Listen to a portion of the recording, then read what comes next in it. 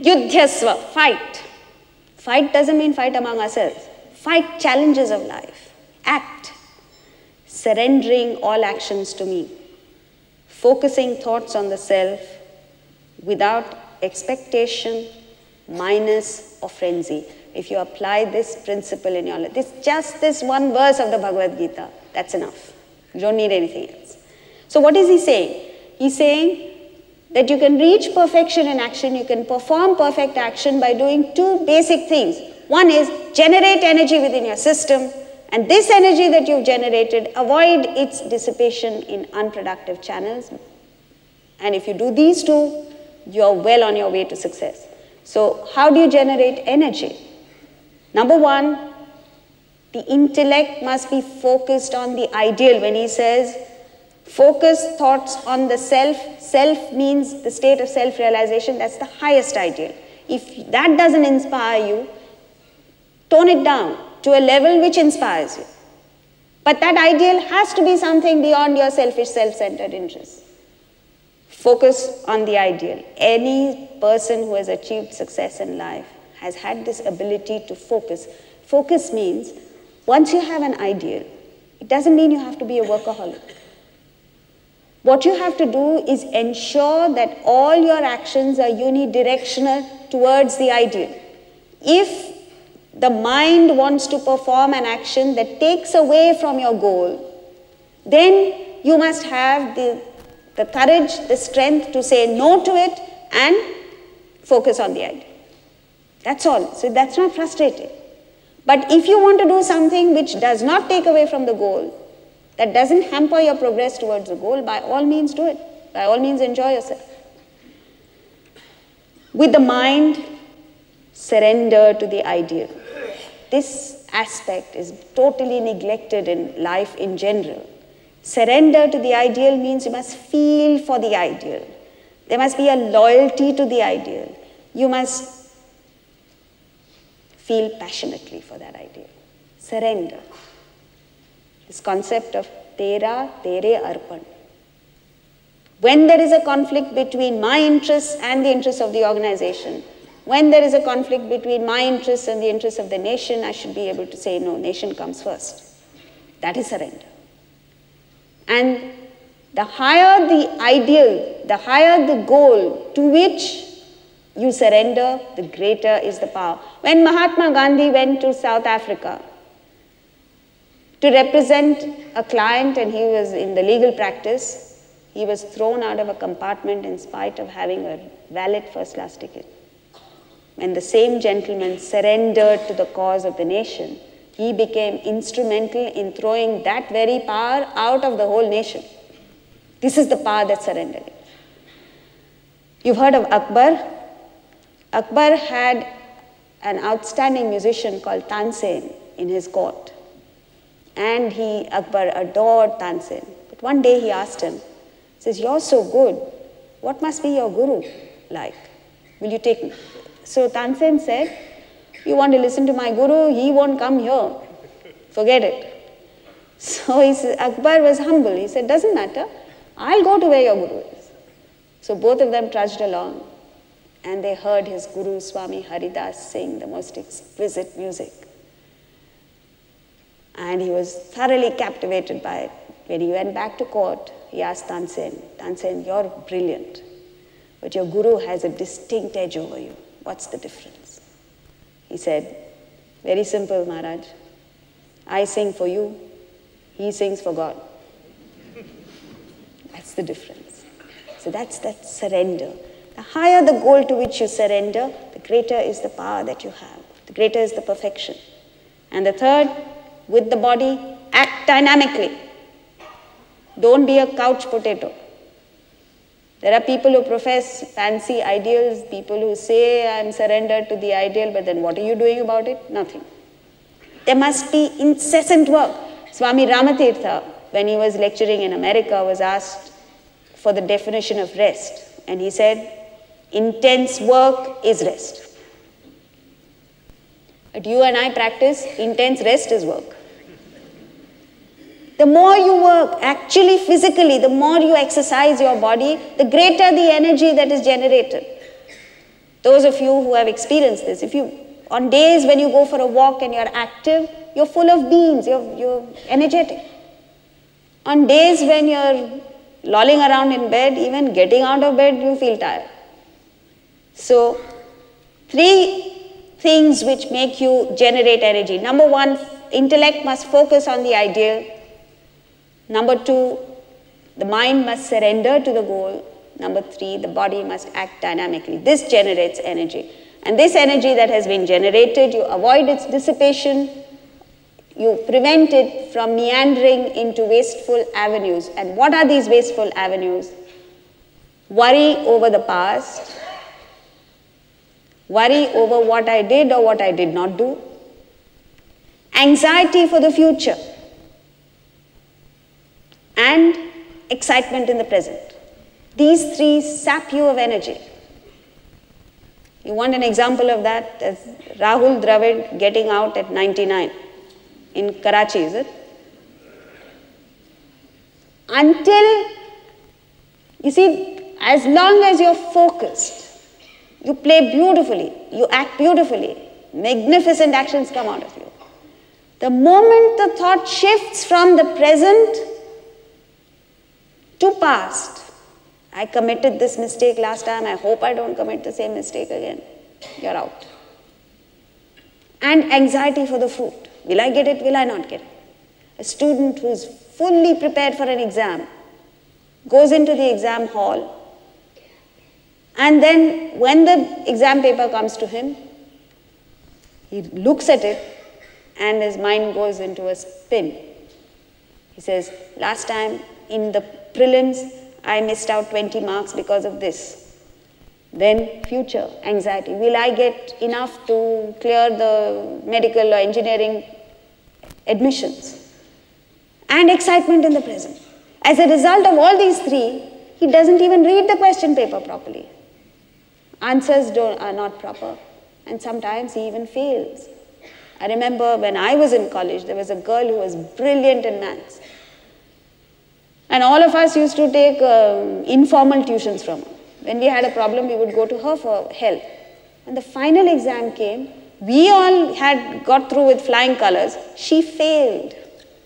We couldn't believe it because of this. So if you're able to generate energy and avoid its dissipation in unproductive channels, then you're able to perform perfect action. This, in short, is what Karma Yoga is about. Next is Bhakti. What is Bhakti? Bhakti is not just professing devotion to God. The more you talk about devotion to God, the less devotion you have. You know, there was a guru who was passing through a forest.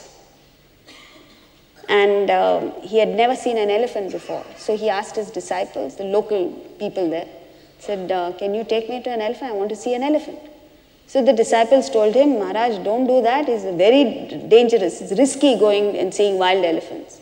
He said, he gave them a lecture. Said, what is wrong with you? Don't you have faith in God? So they thought they were wrong. They said, okay, we'll take you to the elephant. As they were approaching, he saw fresh elephant dung on the road. He says, what's this? The disciple said, Guruji, this is fresh elephant dung. We're very lucky. The elephant must be somewhere here. We'll see the elephant. This guru turned right about turn and ran for his life. Ran in the other direction. So the disciples went and asked him, he said, Guruji, you said you have faith in God. And you inspired us. We also have faith in God. He says, yes, I have faith in God, but not in the elephant. So devotion is not just faith in God. In the 12th chapter, which speaks, the entire chapter is devoted to Bhakti Yoga. Towards the end, the last 7 verses give out 35 qualities of a devotee. And the very first quality he speaks of is Adveshta Sarva Bhutanam, means one who hates no being. You must not have hatred for any being. How does this non-hatred come? This non-hatred comes when you're able to see a oneness with people. What the scriptures tell us is a true bhakta is one who's able to see himself reflected in other beings. It's only when you are able to see a connection that hatred goes away. How is it that a young girl is able to take any nonsense from her own mother? But if the mother-in-law does one little thing here and there, she criticizes. Same thing, mother-in-law to daughter-in-law. If the daughter commits any number of mistakes, it doesn't even register with the mother. The daughter-in-law makes one mistake, she pounces on her. Why? Because there is no oneness, there is no identification. If you are able to expand this oneness that a mother feels with her own child and include all of humanity in it, all beings in fact, is what he's talking about. Then and only then are you a bhakta. But we are not able to see that. When you see another human being, it is impossible for you to see that the person is only a reflection of yourself. You know, there was a couple who lived way out in the jungle, and they were living a very rustic life. They had never seen a mirror in their lives. So when the husband, when he used to go out to buy stuff, and conduct business, he came across a small little mirror in a shop. And he asked, he says, "What is this?" The shopkeeper said, "It's a mirror." "What is a mirror?" "Hold it before you, you see yourself." And this gentleman was so enamored with the mirror that he put it in his pocket, took it home, and for some reason didn't share this with the wife. So every now and then he'd take out the mirror, look at it, and the moment the wife came, quickly put it back in his pocket. The wife, like all wives, was very inquisitive, wanted to know what it is that the husband was doing, which he had no access to. So one day when he was asleep, she went and quickly took out this object from his pocket, looked at it, and threw a tantrum. She started shouting, screaming. The husband woke up and said, "What's wrong with you in the middle of the night? What is all this?" And she says, "No, I knew it, you rascal. What happened? I always knew you had another woman in your life." She looked at herself in the mirror and thought it was another woman because she had never seen herself. This is what we are all doing. You see, you're laughing. It's absurd, this story. But you don't understand this is what we are all doing. Every time you see another person, you see not a reflection of yourself, but you see otherness. You see a differentiation. And it is this otherness which is the cause of all our problems. So, adveshta sarva bhutana. Now, you will say it's all very well for you to talk, but how do I see this oneness? And they give us a way out. How do you see this oneness? Number one, you must understand that everyone is a product of two factors, nurture and nature.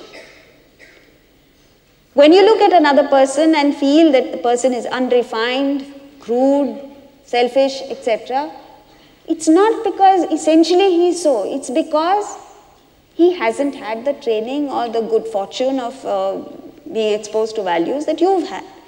If that person had had the same exposure that you had, perhaps he would have been slightly better than you. This is exemplified in Bernard Shaw's Pygmalion, where this flower girl, when she's trained, passes off as an aristocratic lady. Just training. And the second is nature. Nature means your vasanas, your inherent tendencies. You know that if you want to eradicate one little quality, one little blemish in your personality, you find it so difficult. It's impossible. Say, for instance, you're forgetful. You try your best, write notes, you reminders, you put an alarm in your mobile, all kinds of things, and in the end you still forget. It's difficult to get over a bad quality in spite of effort. How do you expect another person who is not making any effort, who doesn't even know perhaps that he has a fault, to correct? So when you understand that a person is a product of his nature and is helpless, he can't change, then you learn to adjust. You know, there's a lady here who has a husband who's very good natured, very fine, everything is okay with him. The only thing is he has a tendency to shout. So from morning to night, periodically he goes on shouting. First thing in the morning. Initially the wife found it difficult, but then she understood he really doesn't mean it. He's not vicious, he just shouts. He needs a little volume control. Now it's got to a stage where when he shouts, it's like music to her ears. Because when he doesn't shout, she's worried, maybe he's ill. Something's wrong with him. So when you understand this, life becomes so easy. You get on with anybody, no hassles, no problems, no tension. It's when you impose when you don't understand this, you impose your pattern on others. You expect others to behave according to your pattern, that problems arise. So this is as far as Bhakti Yoga is concerned. And then Jnana Yoga is the ability to x-ray through the diversity of life. If you look around in nature, there's beautiful diversity. No two individuals are alike. Everyone is unique and distinct. It's a designer's world. There's no duplicate of you anywhere in the world. And yet, there is a common thread, a common substratum that binds us all together. Jnana Yoga is the ability to x-ray through the differences and zero in on the unity. You know, there was a stingy lawyer to whom money meant everything, and he would keep on hanging on to his money. One day he was diagnosed with a terminal disease. So the first thing he did before taking medical treatment, he called his wife and said, listen, go to the bank, all the various banks and investments, withdraw all the money, hard cash, put it in sacks, keep it in the attic, and when I die, on my way to heaven, I'll carry it with me.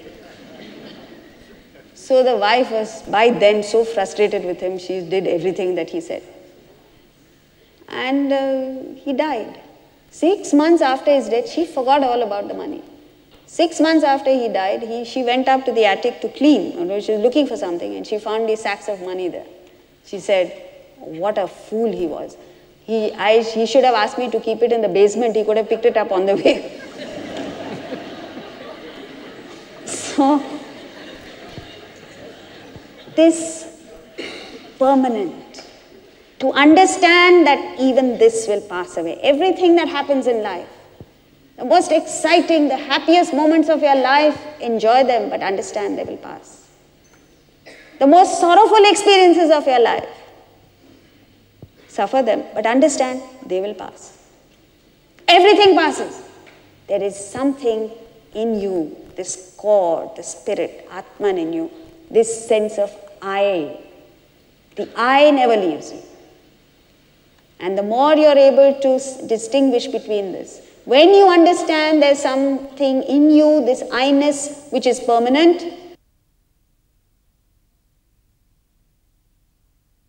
instantly you understand that it is the same self in everybody. In other words, the self in me and the self in you are not different. The moment you understand the self in you, you understand it's the same self everywhere. In chapter 13, Krishna says, Kshetrajñam chapi mam vidhi sarva kshetreshu bharata. Know me as the Kshetrajña, the spirit in all kshetras. So, with the practice of Karma Yoga, Bhakti Yoga and Jnana Yoga, you reach the state of renunciation. Renunciation is a term that is distasteful to us because we interpret renunciation as giving up things that are dear to us, or giving up action and going away and retiring to the Himalayas. Nowadays, there's a youngster at the age of 27 in Delhi who wants to renounce and go to the Himalayas. So to him, to a person like him, to a person who wants to renounce, Krishna gives out the definition of a sannyasi. Who is a sannyasi? Who is a yogi?